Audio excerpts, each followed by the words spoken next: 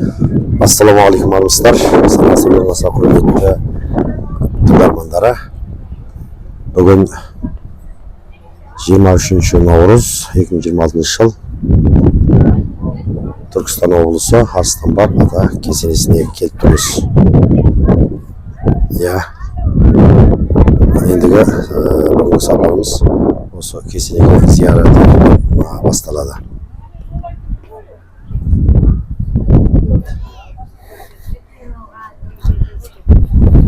Аутентификация не удалась.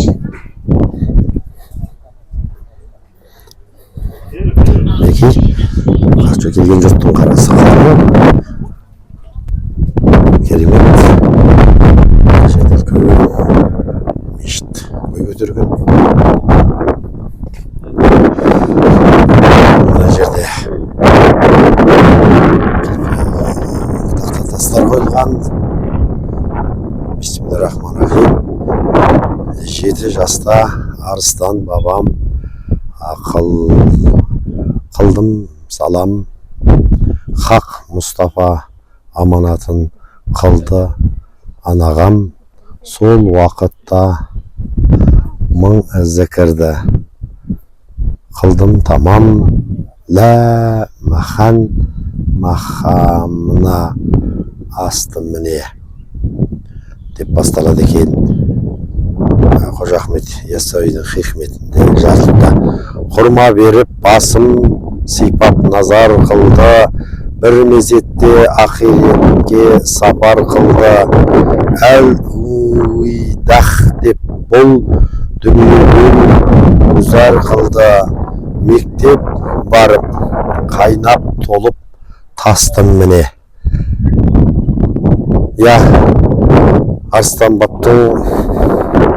Арыстан бабаның шәкірті Яссауи, Қожа Ахмет Яссауи бабамыздың хикметінде жазылған хикмет сөздері көне түркі тілінен осындай қазақшаға тәржімаланғанда осындай келеді екен. Осының бәрі осындай тақта тастарға жүргеде қойылған ұстазына деген керемет құрметі. Бұл жердің барлығын керемет диабаттандырып осылай жасап жатып та, күлді түркі жұртының ортақ рухани көсемдері, ұлы ғұламалары Арыстанбаб бабамыз күлді мұсылман қауымына да үлкен қастерлі тұлғалар. Отбасыға дін шырағын жаққан, осында мәңгілікке тыным тапқан және Түркістан топырағында мәңгілік ұйқыда жатқан ғұламаларымыз өздері ұйқыда жатса да, тәндері ұйқыда болса да, рухтары мінекей осылай бүкіл түркі әлеміне, бүкіл исі мұсылманға, адамзатқа рухани азық сыйлаған. Ғарып пақыр жетімдерді қылғын шадман, алқа қылып әзіз жаныңды еткін құрбан. Тәмәм тапсаң жаныңменен қылғын мейман, хақ Мұстафа кеңесін естіп айттым міне. Ғарып пақыр жетімдерді әркім сұрар, разы болар ол пендеден дәруардығар. Ей бейхабар, сен бір себеп өзі асырар, хақ Мұстафа кеңесін естіп айттым міне. Хикмет Қожа Ахмет Яссауи. Қожа Ахмет Яссауи өте терең болған, содан бастау алған. Сондықтан да Арыстанбаб бабамызға осындай керемет хикмет сөзіне кірістіріп жазып кеткен. Бисмиллахиррахманиррахим. Шүбәсіз білдіңдер, бұл дүние барша қалықтан өтеді. Иланбағын малыңа бір күн қолдан кетеді. Ата, ана, қарындас қайда кетті пікір қып, төрт аяқты ағаш ат бір күн саған жетеді. Хикмет Қожа Ахмет Яссауи. Тамаша. Мінекей.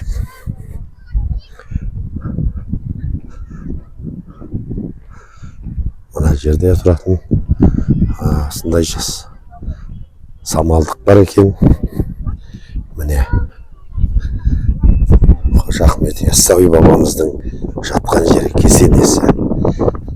Осы жерде қаншама қасиетті тұлғалар жатыр тарихтағы. Және мұны осындай абаттандырып жан-жағын керемет жасап жатыр екен. Үлкен аумақ. Бұрынғы жерленген жерлері қорым дейміз, я зираттық. Сол жерге зиярат етіп келіп тұрмыз.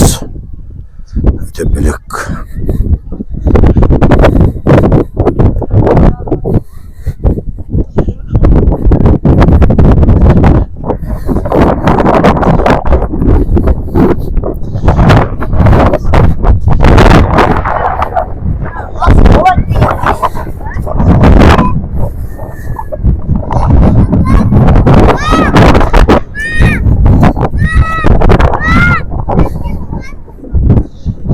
Адамның қарасы қалың, өтіп тамаша. Мінекей біздің командамыз осында келген. Қазір жақсы. Осылай кеп қалдық, құрметті ағайындар. Арыстанбаб тұрмыз міне. Отбасы бала жағымызбен ажамның отбасы ортамыз. Әкеміз, және менің отбасым, бажамның досы Құралбек. Бәріміз бірге зиярат етіп жүрміз. Арыстанбаб бабамыздың кесенесінің алдында осындай қасиетті құдық бар екен. Әмір Темірдің 14 ғасырда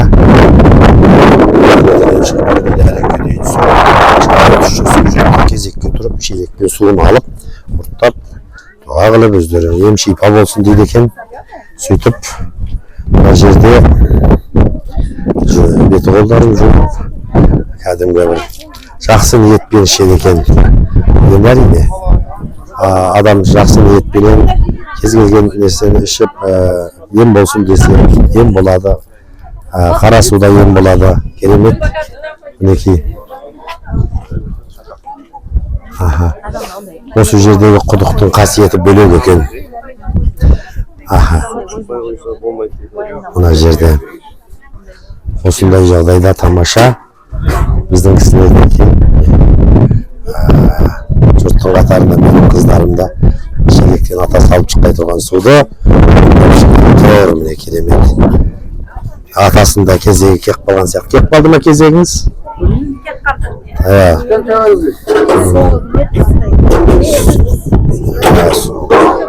Мінекей мынандай шелектен су шығып жатыр. Асты. Түбіне. Кәдімгідей осындай су екен. Таза, мөлдір су. Бірақ шамалы сор су болған соң, сордың дәмі шығады екен. Бірақ қатты ащы сор емес. Жақсы дәмді жұмсақ сор су. Әдемі.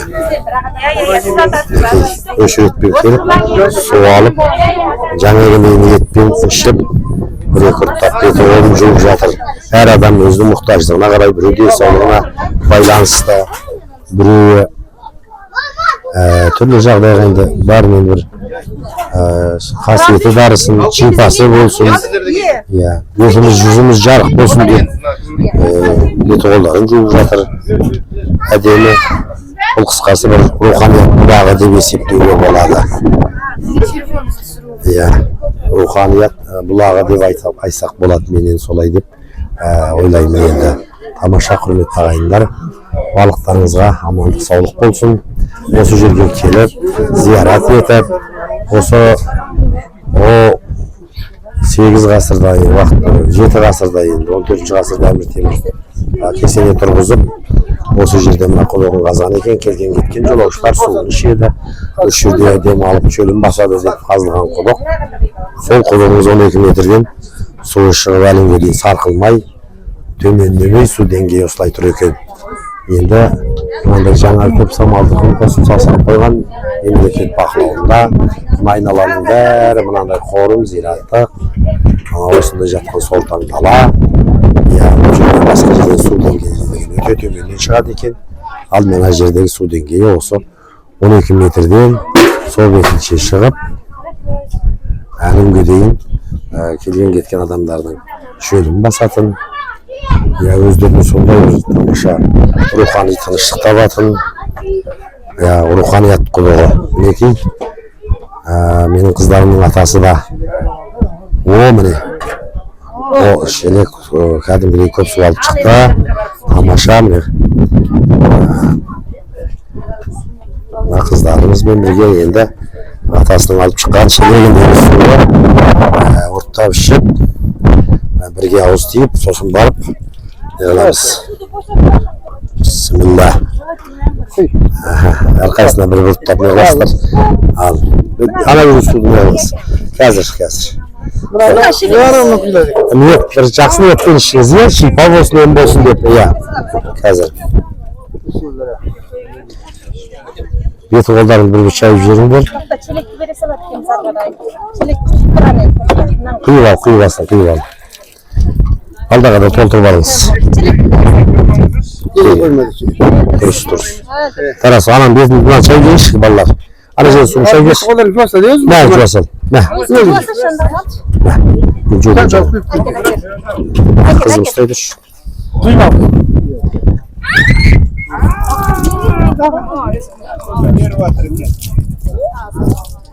Бисмилла. Болды. Рахмет. Шипасы болсын, емі болсын, рахмет. Мінекей, бір бет олып шайып алдық. Адамдар үстіп, бет олып шайып. Әдемі. Сарағаштың дәмі, кәдімгі газдалған сусын сияқты шығады екен. Жұмсақ, жақсы өтеді. Мінекей, қыздарымыз да ішіп жатыр, тамаша. Ішуге болады әдемі. Бұрын тарихтан бері талай адам ішіп. Мына Құралбектің желегі тіпті тола шықты ғой, мына балуанның желегі. Керемет. Тамаша болған екен. Тамаша. Іше салсаңыздар болады бірге. Ана, беріңдер. Мына кісіге керемет. Тамаша. Халық сабырын сақтап әйтеуір ішетін алып жатыр. Әркім алған соң жақсы ниетімен ішіп, беті қолын бір ниетпен жуғысы келеді. Оған бір шелек. Ясында жіппен байлап қойған. Тамаша. Жақсы. Мына жерде осындай мынандай кесенелер. Арыстан бабамыздың кесенесінің тура қарсысында Жәнібек ағамыз мемлекет және қоғам қайраткері 1930 жылы 28 жылы 22 ақпан өмірден озған. Үш кесенеге кіріп ауыз аят оқып шықтық. Өзбекәлі Жәнібек ағамыз заманының заңғар тұлғаларының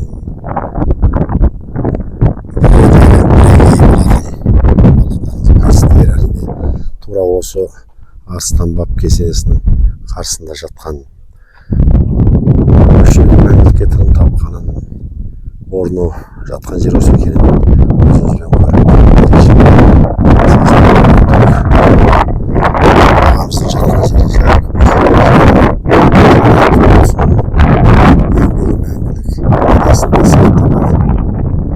қазағының арас қолдарын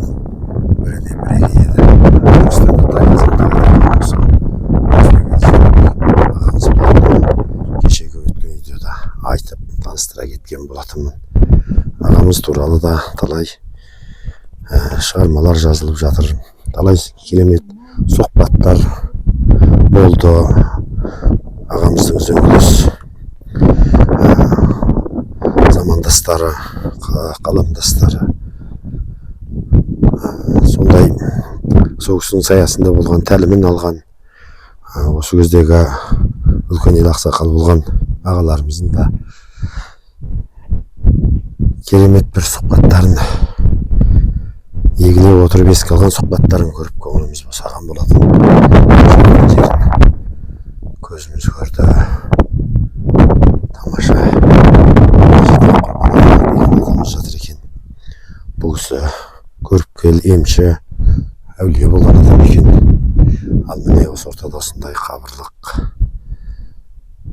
Арғы бергі тарихта өткен кісілер көбі бергі заманда үш жерге жағалай жерленген. Ал әзір бұл мемлекеттік ерекше қорғаудағы мемлекеттік ерекше қорым. Бәрі мынандай жасалып, міне үлкен жердегі мешіт тұр. Әдемі мына жерде маңайының бәрі абаттандырылып жасалған. Тамаша. Енді осы бабаларымыздың арғы бергі тарихта жатқан жерлері біздің қазағымыздың ғана емес, бүкіл түркі әлемінің тәу етер, зиярат етер қастерлі киелі мекені болып қала бермек. Құрметті ағайындар, осылай да аспанымыз ашық, күн шүлен шуағын төгіп тұрғандай, осы кісілердің рухы астына қалдырған рухани еңбектері бүкіл біздің ұлтымыздың, түркі жұртымыздың мәңгілік күн сөнгенше сөнбейтін рухани жарық күні жұлдызы болып биіктен жарқырай беретін сөзсіз. Тіпті де биіктей беріп біздің мәңгілік бағыт бағдар беретін темір қазығымыз болып қалатынына сенемін. Оған да міне тәуелсіз түркі елінің бұл Түркістан облысына ерекше қолдау көрсетіп, қаржы бөліп, барлық осындай тарихи кесенелерді, тарихи тұлғалар жатқан бәрін жаңғыртып жатыр екен. Тамаша. Көріп көз айдын болдық. Мың естігеннен бір көрген артық деген осы құрметті ағайындар. Түркістан облысы ерекше бөлек түрленуде, гүлденуде. Шынында бүкіл түркі жұртының рухани астанасы болып қала беретіні сөзсіз. Қоңырат тайпасының Жаманбай тобына жататын Қоңыр Сопы Борай би Жиенбет батыр 17 ғасырдың ортасында өмір сүрген. Үш атаның батасына берік ұрпақтары іргесі ажырамастан бір ру болып еліміздің әр аймағында сырт елдерде өсуде. Байқошқарұлы Борай бес тораңғыл әулие маңында өмірге келіп, осында жерленген. Қарубастары соғыстағы әбділігім мен жылдамдығына орай лашын деп, ал дау жаңжалда бітістіру елдің несібесін бөліп берудегі әділдігі мен турашылдығына қарап Борай би деп атаған үш ата қоғамдық қоры тамыз 2020 жыл. Мінекей Борай баба лашын 17 ғасыр. Борай лашын Жиенбет батырым қыл белбеу құрбан Құдайдан кейінгі жақыным. Қоңыр Сопы тура Арыстанбап бабамыздың кесенесінің сол қапталында, алдыңғы сол қапталында орналасқан және тура жағында міне әйгілі мемлекет және қоғам қайраткері Өзбекәлі Жәнібек ағамыздың кесенесі. Оның жанында Құрбан ата кесенесі. Осылай негізгі кесенелер, ескерткіш құлпытастар және мына жақта жүздеген адамдардың жерленген жерлері, кейбір көшіп қалған. Бастарына бертін келе андай темір тұрғызған. Құжаттарында жаңағыдай кәдімгідей кесене тұрғызылған, ол ертеңгі адамдар. Ал бұрынғылардың барлығы осындай жай топырақ болып, тоңдырыш болып жатыр. Бұл тазалық мұсылманның бұрынғы жерлеу тәсілі. Осылай жаралдық топырақ қайталамыз деп айтып тұлғамыз осындай кесене ескерткіш қойылмаса, онда кейінгі ұрпақтар қайда жатқанын қалай білер еді. Бұл біздің түркі әдемі беретін кесенелер, тұлғалар және қазақтың мақтаныштары, мәңгілік мақтаныштары. Жақсы аман сау болыңыздар.